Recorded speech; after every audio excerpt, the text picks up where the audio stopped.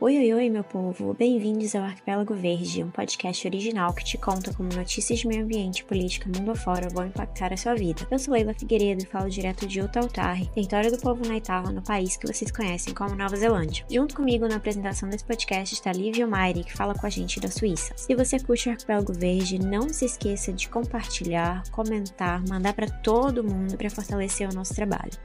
No episódio de hoje, dia 21 de julho de 2024, vamos conversar sobre contraste entre propaganda das mineradoras e a realidade dos seus impactos ambientais e sociais e o estado policial contra os ativistas do clima. Gente, hoje mais um episódio super especial. Eu convidei 3 ouvintes assíduos do Arquipélago Verde para apresentar comigo os episódios de julho. E hoje é a vez de Débora Daltro, um ouvinte assídua do Arquipélago Verde. E eu tô muito feliz que ela tá aqui com a gente e vou pedir pra ela se apresentar rapidamente pra vocês. Oi, gente! Eu também tô muito feliz de estar aqui. Muito obrigada pelo convite de vocês. Meu nome é Débora, né? Débora Daltro. Eu falo aqui de Lençóis, na Chapada Diamantina, na Bahia. E na ordem de como as coisas me atravessam e atravessam as minhas ações, esses são os meus títulos acadêmicos e rótulos sociais. Eu sou uma mulher negra, mãe de uma menina de 12 anos, educadora, bióloga, mestre em sistemas aquáticos tropicais, especialista em oceanografia e gestão de resíduos sólidos e ambientalista, né? Estudo de forma independente política ambiental para compreender a engenharia do fim do mundo e trabalhar melhor, na medida do possível, né, os processos de licenciamento e educação ambiental na Prefeitura de Lençóis, que é onde eu trabalho. Maravilha. Débora, traz, por favor, a tua notícia de hoje.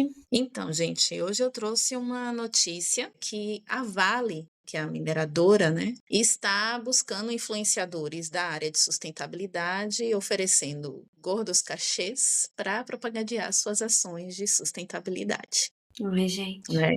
E aí, eu não vou nem entrar no mérito dos influenciadores, porque, enfim, né, nem gosto. Mas eu acho importante a gente conversar sobre as ações, né? E não deixar que a história da Vale fique esquecida, né? Maquiada, soterrada, né? Por essa cortina de fumaça, né? Esse greenwashing que eles estão fazendo. O esforço, né? De promover esse oba-oba de quem quer dinheiro para empurrar a sujeira para debaixo do tapete e plantar uma imagem legal para os desavisados que estão, né? De plantão. A estratégia justamente é a seguinte, né? É vender a Vale como um sonho, um objetivo a ser atingido, né? Que é o que eles fazem muito nos lugares onde eles atuam, né? Vendem, né? Como Para as um comunidades. trabalho maravilhoso, né? Uma coisa que vai trazer muitos benefícios para aquela comunidade e tal. Então a comunidade fica ali. E aí uma outra estratégia é que ela vai colocando os tentáculos dela nos órgãos, né, dos governos municipais. Então elas financiam prefeitorias na cidade, né?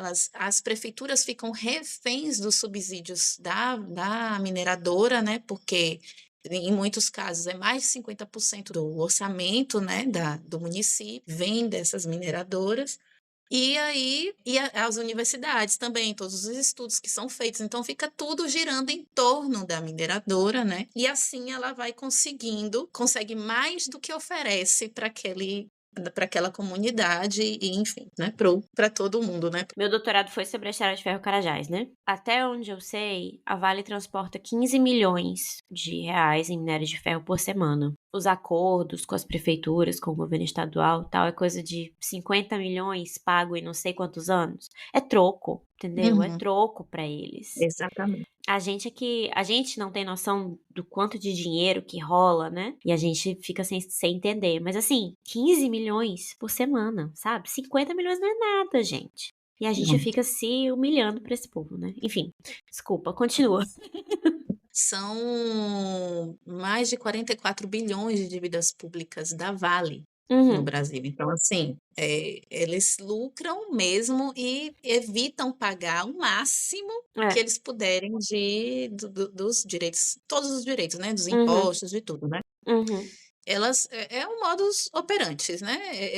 Esse, né? Você vai vai enganando as pessoas, né? E com o objetivo realmente de fazer tudo que é de interesse dele, obter totalmente, né, o lucro total, né, e dar um belo de um dane-se, né, para todo mundo quando um crime, né, deles fica evidente, né, o grande crime fica evidente que é, como por exemplo o Brumadinho, né, 300, quase 300 mortes, né, em um rompimento apenas, né, de uma barragem, né, sabendo que no Brasil tem 65 barragens em funcionamento que estão em alto risco, né, que podem, né, estourar a qualquer momento. Então, assim, a quantidade de vidas que está em risco por conta da atuação da Vale, né? E isso é só a pontinha do iceberg do que eles estão querendo esconder com esse tipo de propaganda, né? Eu soube dessa notícia através do Geopanoramas e ele trouxe essa notícia e depois ele disse que ia fazer um react de todas as publis que fossem feitas, né? E aí ele trouxe a primeira publi ontem. E ela era justamente foi feita para promover, né, as ações da Vale na Reserva Florestal de Carajás. Que nojo! Ai, gente. Que ainda é mantida, ainda existe, né, porque é pública. Mas segundo a propaganda, é pela benevolência e consciência ambiental da Vale, quando na verdade o apoio que é dado, né, da Vale na fiscalização da floresta, citado nessa propaganda, é compensação ambiental, multas, né? Ou seja, é uma mera obrigação legal. Não, ela não faz nada mais do que a obrigação e não faria se Exatamente. não fosse por isso. Isso é uma coisa que Que as é pessoas têm que entender, que nos processos de licenciamento, você tem as ações de mitigação de compensação ambiental. Eu fiz registro de várias das ações da Vale ao longo dos anos na Estrada de Ferro Carajás, principalmente com uma comunidade quilombola chamada Santa Rosa dos Pretos. Nenhuma das ações da Vale, desde que a Estrada de Ferro foi construída em 1985, foi por benevolência. Foi tudo porque era parte dos esquemas de compensação ambiental. Se você não fizer a compensação ambiental, você não tem o licenciamento. Não é porque a Vale é boazinha e ai, não sei o quê. Não, ela é obrigada a fazer. E mais, a maior parte das ações de compensação e mitigação ambiental que a Vale, por exemplo, devia fazer, a maior parte ela faz pela metade, ou a fiscalização misteriosamente não vai lá, não vai em cima, nem a fiscalização, nem o judiciário, para ver que a ação não foi feita. As passarelas de atravessar a ferrovia, porque, gente, se você não sabe, a ferrovia é um grande muro na vida das comunidades. Se você olhar um vendedor influenciante dizendo que o futuro do Brasil é a ferrovia, não sei o que, pergunta se pode passar a ferrovia lá na porta do apartamento dele. Vocês não têm ideia do que é um barulho de uma ferrovia, vocês não têm ideia do que é criança atropelada por um trem, vocês não têm ideia do que é uma ambulância ficar presa a uma pessoa que tá morrendo do coração, porque tem um trem atravessado, o trem quebrou, a ambulância tá de um lado e o hospital tá do outro, a ferrovia. Vocês não sabem o que é uma ferrovia. Quem fala que o futuro do Brasil é a malha ferroviária não sabe o que é uma ferrovia. Então tudo que a Vale faz é porque ela é obrigada. Débora não vai falar, Débora é muito educada, mas eu quero dizer pra esses vendedores influenciantes: Você é vergonha da profissão! por que você fazer propaganda de mineradora e se dizer ambientalista? Olha, por favor, né? Volta duas casinhas, bota a mão na consciência, tá? Totalmente vergonhoso. Vergonhoso. A Vale pedir é do jogo, né? O capitalismo faz isso. A Vale vai tentar ser, exatamente. né? O greenwashing tá aí pra isso, o capitalismo verde existe pra isso. Então, assim, vergonha. Vocês são uma vergonha. Eu sei que o influenciador é uma ponte de comunicação muito importante, inclusive é por isso que a Vale e outras empresas e outras indústrias vão pagar para essas pessoas Uhum, propagandear, né, as benesses dela. Mas uhum. quem está realmente promovendo o dano é a Vale, né? É a indústria ali. Então, eu sempre tento separar um pouquinho isso, assim, porque são pessoas que também estão às vezes mergulhada na ignorância, né? E na questão capitalista mesmo, né? De que ela precisa sobreviver e ganhar o dinheiro dela e se dar bem, enfim, né? E é o Ah, que é vendido e é o que muitos compram e paciência, né? Eu tenho que separar um pouco as individualidades, né? Não, isso é Porque importante. Isso é importante. Eu, por exemplo, tenho muita dificuldade de fazer isso. Mas, assim, quando você se coloca numa posição de influenciar pessoas, o mínimo que isso você tem que ter é é uma coerência, responsabilidade. entendeu? É uma Exatamente. responsabilidade, porque aquelas pessoas, elas estão aprendendo com você. E aí, só para a gente complementar, né, a história da Vale, na Floresta Nacional dos Carajás, é onde está a maior mina de extração de minério de ferro Gusi, né? Que eu soube hoje, né? O que é ferro Gusi, que é um tipo de minério que é para produzir aço, né? Específico para produzir aço. E o funcionamento dessa mina lá, né, nessa localidade, acelerou o processo de desmatamento na floresta. E a madeira que foi retirada desse local foi transformada em carvão e utilizada na própria indústria do ferro. Ou seja, é bem circular o negócio, né? A gente percebe todo uma, A mineração já sabe como fazer economia circular, uma Débora? coisa ali mesmo, a destruição, é destruir uma coisa, vai, pega outra coisa e destrói também, é uma coisa assim incrível. Então, a implantação, né, todo o processo de implantação dessa mineradora lá na Floresta Nacional de Carajás, teve várias já implicações legais, várias denúncias, né, com suspeita de aquisição irregular de terra, expropriações violentas, violação dos direitos humanos, suspeitas de fraude em processos de licenciamento, entre outros processos, né? E aí tem uma comunidade indígena lá, um povo indígena lá, que é o Xicrim, que é vizinho a essa floresta, a essa mineradora, e que eles sofrem, né, obviamente, todos os danos, né, da atuação da Vale nesse local, e eles lutam pela desativação das atividades da Vale nessa região. A Vale já fez diversos acordos com eles, né, tem um auxílio, né, para o povo e tal, não sei o quê, mas não é isso que eles querem a desativação das atividades da Vale, né, nesse local, que seria o ideal. Mas a gente sabe que está muito longe de acontecer. Né? Enquanto tiver minério de ferro lá, ela vai mexer os pauzinhos para continuar a destruição. Não, menina, não. Está perto de acabar, porque as pessoas vão se conscientizar, o brasileiro vai perceber, vai tacar fogo na Vale e esse minério vai ficar no solo. É isso. Não, não.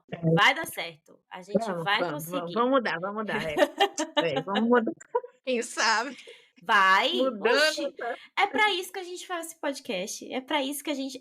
A educação ambiental, não é pra isso? Pra gente melhorar as coisas. Então, Exatamente. a gente que se preocupa com o meio ambiente, gente, isso aqui falo por mim, pra quem tá escutando a gente tem que se desafiar a pensar que as coisas vão ser diferentes. Não que elas podem ser diferentes, mas que elas vão ser diferentes. Que elas vão ser Elas diferentes. vão ser. A Senão não faz mineradora vai sentido o sair. trabalho que a gente faz. Né? Exato. Senão a gente perde realmente a esperança e a vontade de trabalhar nesse sentido. Realmente. Então, assim, as pessoas vão tocar fogo na Vale. Vão. E é isso, assim, a gente não pode deixar que a propaganda da Vale parasite também as nossas mentes e a imagem que a gente tem, né, do trauma, que eu acho que é um trauma coletivo, do desastre de Mariana e Brumadinho. A gente não pode deixar que Mariana e Brumadinho fiquem esquecidas, né? E não só Mariana e Brumadinho, né? A gente tem diversas outras, né? Antes de Mariana e Brumadinho já existiram outras, né? Barragens que estouraram também com mortes, né? E tantos outros desastres ambientais que essa mineradora promove, que nem são listados assim, que não são nem tão, né, publicados, mas que a gente sabe que acontece, né? E isso a gente pode falar com exemplos de vários locais, né? Eu moro numa cidade que começou com garimpo, né? Que foi fundada com base no garimpo de diamante, e estou num lugar que tem muitos locais aqui de mineração, e a gente tem várias situações de conflito, né?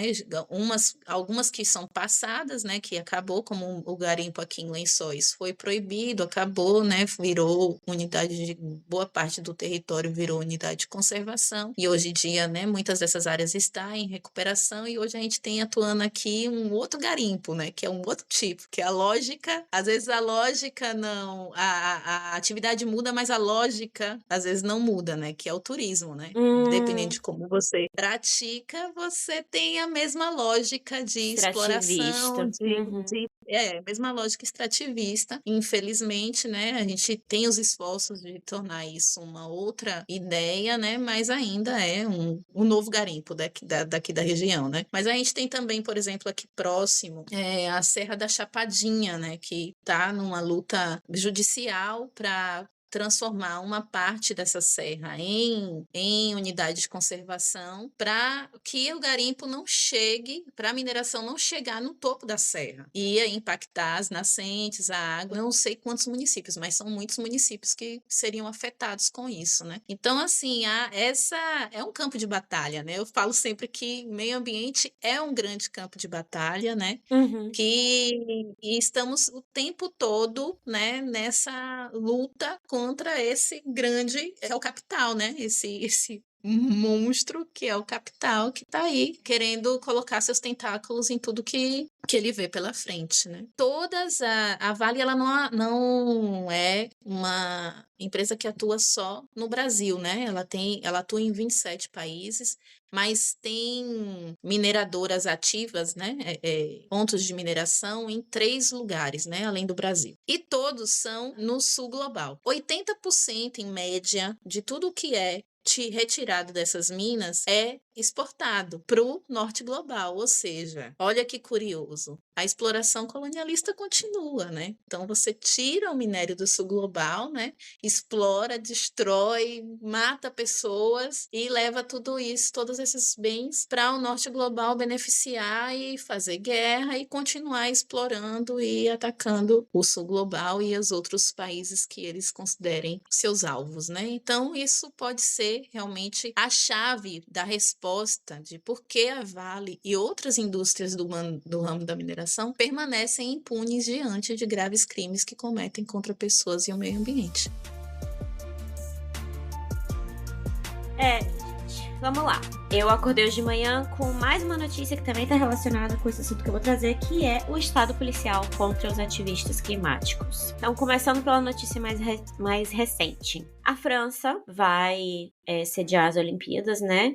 A gente falou sobre as Olimpíadas da França, de Paris, no episódio passado, episódio 19. E hoje, na França, centenas, milhares de ativistas se deslocaram para uma cidade, Porto de La Rochelle, no sul da França, para um protesto gigantesco. As imagens no Twitter são super bonitas, contra um grande esquema de irrigação para a monocultura, e esse esquema de irrigação está construindo reservatórios de água. Isso no meio de uma seca. E aí não adianta eu dizer que é uma seca histórica na França, porque todas as secas a partir de agora vão ser secas históricas, vão ser as maiores que já existiram por conta da crise colonial climática. Então, no meio de uma seca, o governo permitiu que um esquema de irrigação para monocultura fizesse reservatórios de água. E aí, várias pessoas foram protestar contra isso. Hoje eu acordei com vídeos da polícia francesa batendo nas pessoas, mas assim, batendo com uma vontade. A polícia francesa é notoriamente violenta, né? Quem acompanha um pouco de protesto sabe que a polícia francesa ela é uma das piores. E aí eu fiquei vendo aquilo e eu vi um vídeo onde policiais tacaram fogo na vegetação, em volta das pessoas que estavam protestando. Tá tendo uma seca histórica e a polícia botou fogo nas coisas. Sim. Pra dispersar a multidão. Entendeu? Caramba. Então, assim, gente, se você ainda é daquelas pessoas que acham que a polícia tá do nosso lado, que não dá pra conversar, não dá pra conciliar com a polícia funciona como braço armado do Estado colonial capital. E eles vão sempre defender o Estado colonial capital. Sempre. É o cão de guarda, né? Então, assim, isso era uma coisa que eu queria comentar com vocês. Que tá se desenrolando. Quando vocês ouvirem esse episódio, com certeza já vai ter mais informações. O assunto mesmo que eu queria trazer é mais um episódio de olha o que o Ocidente faz enquanto acusa o resto do mundo de não ser democrático. Essa semana, 5 ativistas daquela organização Just Stop Oil foram condenados à prisão na Inglaterra, né, no Reino Unido. O crime deles foi ter feito uma reunião no Zoom onde eles conspiravam para planejar protestos que iam bloquear estradas. E aí tá tudo errado nessa condenação deles, inclusive o fato de que tinha um jornalista na reunião do Zoom, e esse jornalista foi lá e avisou a polícia É um babaca! que estavam planejando o protesto. Entendeu? Então, olha aí, né? Foram 4 dias de protesto. O Just Stop Oil é tipo o Extinction Rebellion. Eles fazem aqueles protestos onde eles sobem nas coisas, nas estruturas e colocam umas faixas e não sei o quê. Foram 4 dias de protesto, eles fazendo isso, e foram condenados entre 4 e 5 anos de prisão. 4 dias de protesto. Meu Deus.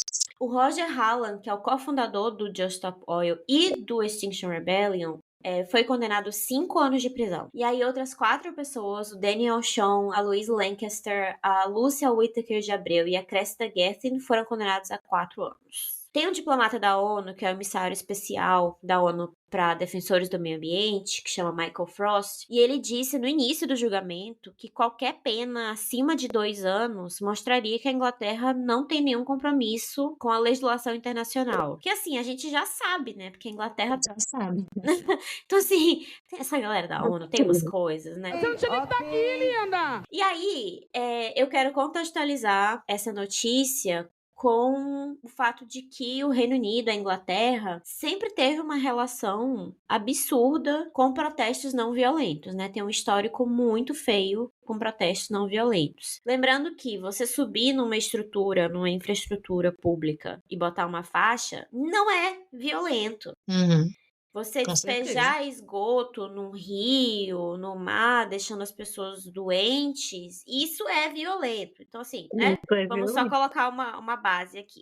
Vamos separar as coisas. Vamos separar as coisas, tá? Todo mundo aqui já deve ter escutado, já ouviu falar do Mahatma Gandhi, né? Que era uma das lideranças dos protestos não violentos para a independência na Índia. Mas eu quero saber se vocês já ouviram falar em Parihaka. Então, Parihaka era uma vila maori que lá nos anos de 1860 começou a se formar e desenvolveu várias estratégias de protestos não violentos contra a exploração colonial inglesa, né? Lembrando que Aotearoa, Nova Zelândia, foi colonizada pelos ingleses, e eles desenvolveram essas estratégias para lutar contra a tomada de terras e contra a colonização. O que a Inglaterra fez? Olha como a Inglaterra de legislação internacional não tem nada, né? Inicialmente, os colonos ingleses e o governo e a coroa britânica derrubaram todas as cercas que os Maori tinham construído em volta das suas terras em Parihaka. Quando os Maori foram consertar as cercas, vou chamar de polícia, tá?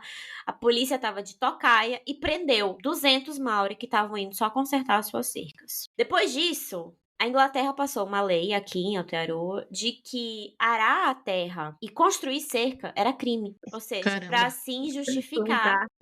Plantar comida é crime. Construir cerca é crime. E aí, mais Maori foram presos. Em agosto de 1881, quase 2.000 soldados, liderados pelo então ministro dos nativos, invadiram Parihaka. O ministro foi recebido na vila por crianças cantando. Era totalmente um negócio não violento. A maior parte da população estava sentadinha. Gente, isso tem registro histórico. A maior parte da população estava sentadinha lá no Marae, que é como se fosse um centro cultural religioso da cultura Maori. Mesmo assim, várias pessoas foram mortas. Centenas de pessoas foram presas, mulheres foram estupradas, casas e cultivos foram destruídos e a Inglaterra passou uma legislação especial regulando quantas pessoas Maori, quantas pessoas indígenas podiam se reunir ao mesmo tempo num só lugar. Então é isso que a Inglaterra faz com protestos não violentos. Então não é uma surpresa que pessoas que estejam lutando contra a crise do nosso presente, que é essa crise capitalista colonial climática, sejam os novos alvos do sistema judiciário do ex-império. Aliás,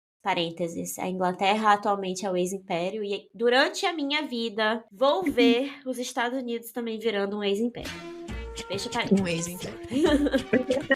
Mas assim, 5 anos de prisão. Veremos. Vamos. Gente, Veremos. 5 anos de prisão. Pra vocês terem uma noção, teve um edifício que pegou fogo na Inglaterra, o Grenfell, em 2017. E o incêndio matou 72 pessoas. Foi descoberto que a empreiteira usou materiais altamente inflamáveis para a construção do prédio. Totalmente contra todas as guias de infraestrutura e tal. E uma reforma que tinha sido feita recentemente no prédio também usou materiais altamente inflamáveis. Meu E a Deus. fiscalização deixou passar. 72 pessoas morreram. Ninguém foi julgado, ninguém foi responsabilizado, ninguém tá preso. E no Brasil não é diferente. Aliás, porque no Brasil a vida vale muito menos. E a vida de quem defende o meio ambiente não vale nada. Então o Brasil não prende ambientalista, o Brasil mata ambientalista. E é isso, né? Pessoas não importam, né? Tipo, vidas das pessoas não importam. O que é importante são os seus interesses. Se a Inglaterra sentiu que seus interesses estavam sendo questionados por essa manifestação, então essas pessoas merecem uma pena, né, exorbitante, mas uma empreiteira que matou 72 pessoas, o que são 72 pessoas? Nada. Exatamente. Então, assim, vamos pensar. Isso foi um protesto não violento. Quantos diretores da Vale estão presos numa cadeia superlotada por conta das mortes de Brumadinho e Mariana? Nenhum. Qual Zero. executivo da Vale tá preso pelas crianças atropeladas na estrada de ferro Carajás? Nenhum. Nenhum. Tem alguém da administração da Monsanto, da Bayer, das outras empresas que criam veneno e esse veneno é colocado na nossa comida, na nossa... Não tem ninguém preso. Quem é que foi preso pelo câncer de pulmão que mata na zona rural de São Luís? Ninguém. Então, assim, tem uma frase que eu gosto muito do militante do Panteras Negras, que é o Stokely Carmichael, que ele diz assim: para que a não violência funcione, o seu opositor precisa ter escrúpulos. Não há escrúpulos nos estados coloniais capitalistas modernos. Os governos ocidentais, gente, eles são estruturas pesadíssimas. E toda a maquinaria do estado é desenhada e mantida para acelerar o tal progresso e desenvolvimento capitalista. E o capitalismo é, por definição, sem escrúpulos. A definição do capitalismo, a forma como o capitalismo funciona, ela necessariamente não pode ter escrúpulos, não pode ter consciência. Porque o capitalismo precisa de escassez. Não importa se essa escassez é comida e água para criança, se é remédio para idoso. Não importa, ele precisa da escassez. Então não há escrúpulos no capital. E o Estado ocidental, portanto, que serve ao capital, ele é sem escrúpulos também. Por isso que o Estado colonial capitalista não pode aceitar que o povo lute por terra, que é a necessidade básica de uma comunidade, não aceitarem parirraca e não aceita no Brasil, né? Olha só o que está acontecendo com a questão do marco temporal no Congresso e no Supremo. E é pela expansão capitalista que o Estado neoliberal não pode aceitar protestos contra a tragédia capital climática. Não pode aceitar gente na rua contra os ecocídios, contra os genocídios. Porque, vê, o nome da organização é Just Stop Oil. Pare com o petróleo.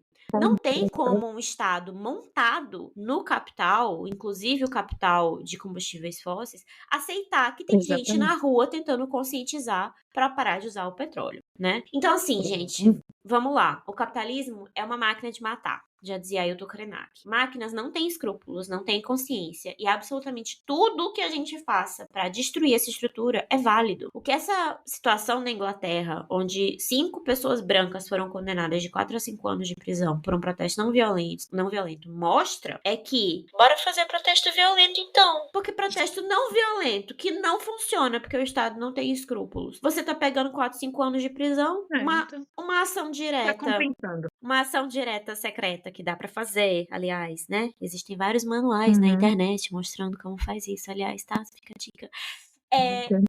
Uma ação dessa talvez funcione, porque o Estado é baseado na violência, então ele entende violência, né? Infelizmente, a gente vai ter que partir para esse tipo de situação. E aí eu lembro, e aí eu vou me colocar aqui como Eduardo Galeano, no Viés Averso da América Latina, ele tem uma frase que eu não vou conseguir lembrar exatamente como era a frase, mas é alguma coisa do tipo assim: eu só não peguei em armas porque eu não tinha coragem. E aí, eu acho muito maravilhosa essa frase dele.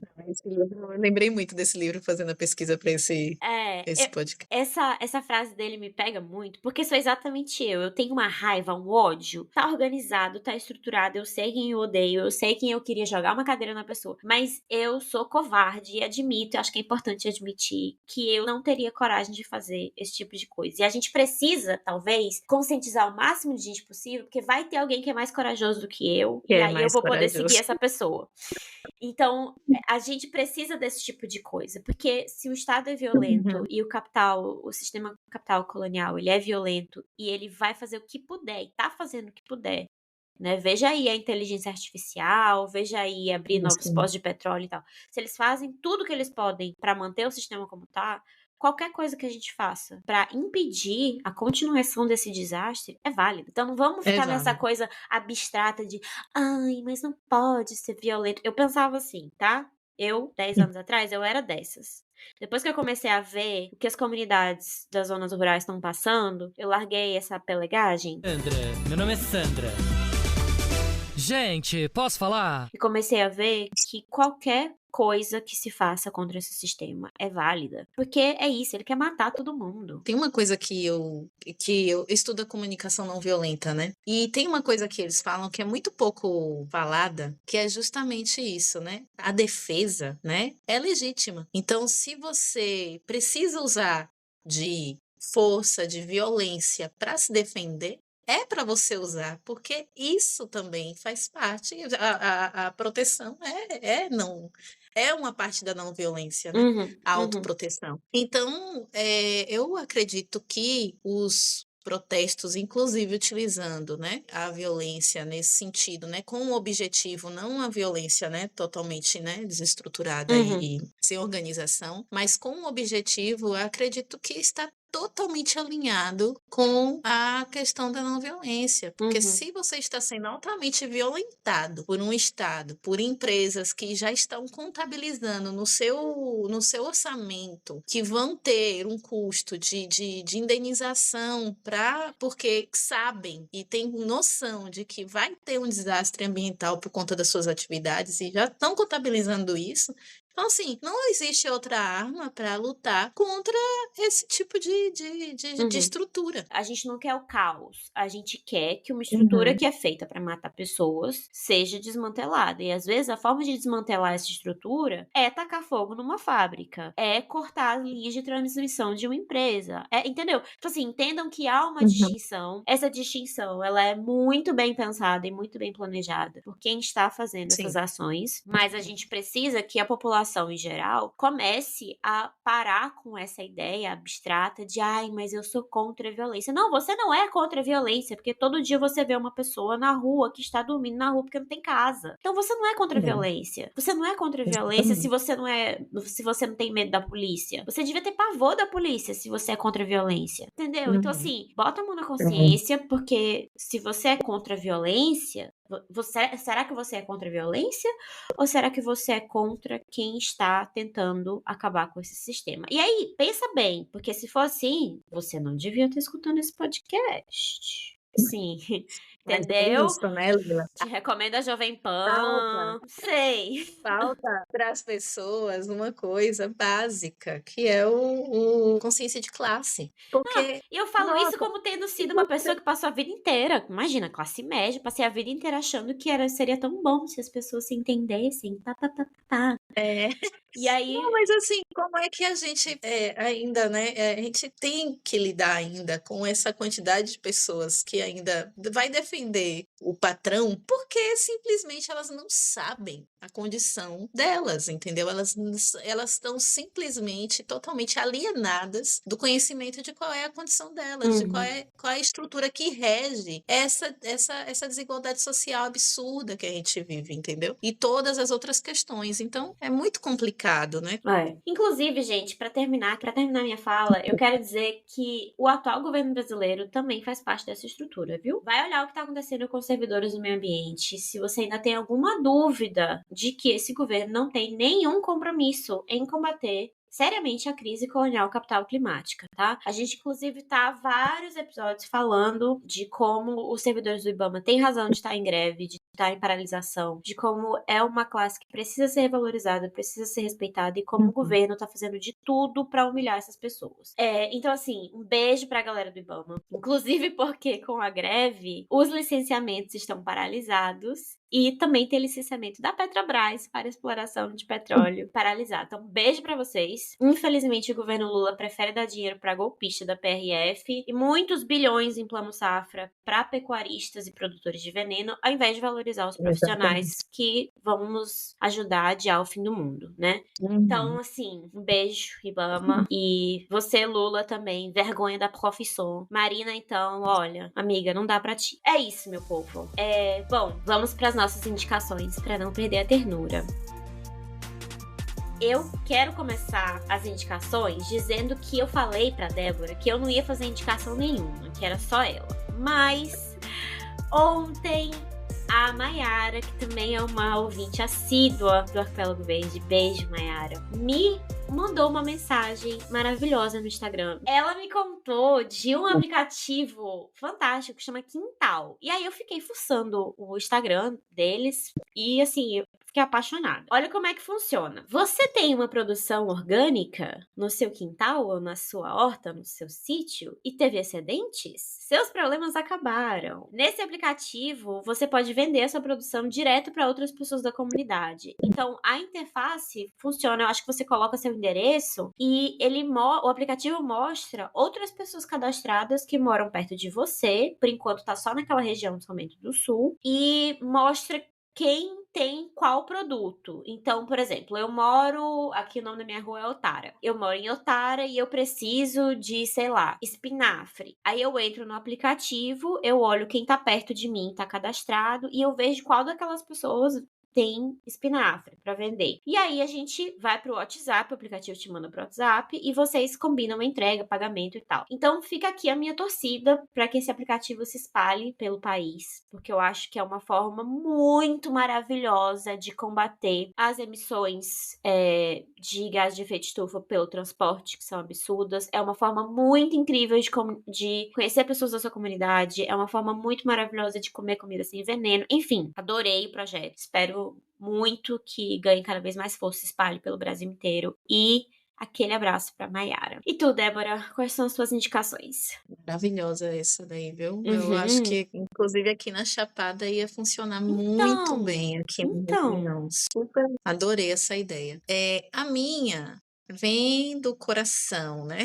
A minha indicação é um projeto que eu e outras mulheres incríveis começamos aqui em Lençóis, na Chapada Diamantina, que é o movimento Recicla Lençóis, né? Que esse movimento nasceu em 2022, juntamos os trabalhos, né? De Francina, na Associação de Catadores, Olivia, que é especialista em turismo e empresária no ramo do turismo, e eu com a Circulor, que é a minha empresa de gestão de resíduos sólidos. Nosso objetivo é promover a conscientização, né, em relação ao uso indiscriminado de plástico de uso único, através de uma campanha de uso de copo retornável, que gera renda para a Associação de Catadores, né, e promove uma gestão de resíduo adequada nos grandes eventos da cidade. Então, durante os eventos, a gente tem uma equipe da Associação de Catadores, que trabalha fazendo a coleta seletiva, né, no evento, fazendo a coleta de materiais recicláveis, e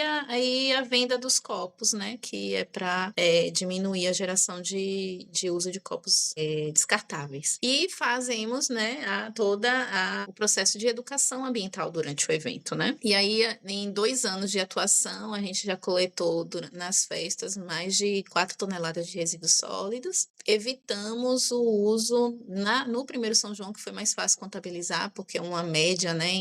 Uma pessoa usa cerca de 4 copos descartáveis durante uma noite, né, de festa. Então, naquele ano em que a gente não tinha tido venda de copos anteriores, quase não tinha ninguém com copo na rua, a gente evitou o uso de 80 mil copos descartáveis. E isso foi um impacto que a gente conseguiu mensurar também nas barraquinhas, que as pessoas falaram, nossa, a gente economizou e tal, não utilizamos mais tanto os copos, as pessoas aderiram e teve um resultado bem legal. A gente incentiva que as pessoas continuem continue levando o mesmo copo que comprou, né, anteriormente, não fique comprando copos, né, então, ou que leve outros copos, né, que tenha em casa, né, hoje em dia tá mais na moda você levar, tem os copos térmicos, né, então as pessoas têm levado e a gente incentiva isso, o objetivo não é vender mais copos, é realmente gerar essa conscientização e esse pensamento para a redução mesmo do uso de descartáveis de uso único. Nossa associação, né, nosso foco é a associação, é a estruturação da Associação de Catadores do município, né, a gente precisa de tudo que você imaginar, a gente tem totalmente desestruturados ainda, buscando, né, a gente está fazendo todas os trâmites legais, né, para que a associação fique legalizada e a gente possa concorrer a editais, mas se você que está ouvindo quiser ajudar, quiser conhecer, é só entrar lá no @Movimento Recicla Lençóis e acompanhar os nossos trabalhos. Eba! Gente, eu fico super feliz de tu teres trazido algo que tu participas, porque eu acho que é isso também que a gente queria quando criou esse podcast, é ter essa comunidade de pessoas que sabem que é fazendo localmente, que é se unindo com a sua comunidade, com as pessoas que estão mais perto de você, que a gente consegue mudar as coisas. Então, eu fico super feliz. E tô me sentindo super grato de ter tido a oportunidade de, através, né, do Ilha Sustentável, do Instagram, mas também aqui do Arquipélago Verde, de conhecer tantas iniciativas maravilhosas. É muito fácil a gente entrar em desespero. Muito fácil entrar em desespero. Mas é por isso que a gente precisa dessas indicações pra ver que tem muita gente incrível fazendo coisas maravilhosas. Eu fiquei até com dificuldade de trazer outra indicação, porque muitas das indicações que eu conheço já foram dadas aqui no Arquipélago Verde, né? E aí eu Eita! falei, meu Deus, essa daqui já foi. Que Eu bom! falei, bom, vou levar a minha e ok. Não, Vamos. maravilhoso, maravilhoso. Bom, minha gente, é isso. Esse foi o Arquipélago Verde de hoje. Quero agradecer demais a Débora.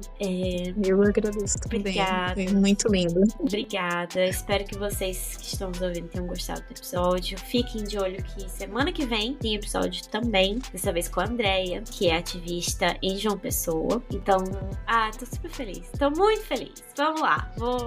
Tô começando meu domingo da melhor forma possível. É isso, minha gente. Um beijo. Beijo, Débora. Boa noite. Beijo, gente. Obrigada. Obrigada pela acolhida aqui no Arquipélago Verde. Só desejo muito sucesso para vocês e que esse podcast cresça e que muita gente ouça aí, porque realmente é necessário demais nos dias de hoje. Muito obrigada pelo convite. Obrigada. Simbora, minha gente. Um beijo, até o próximo.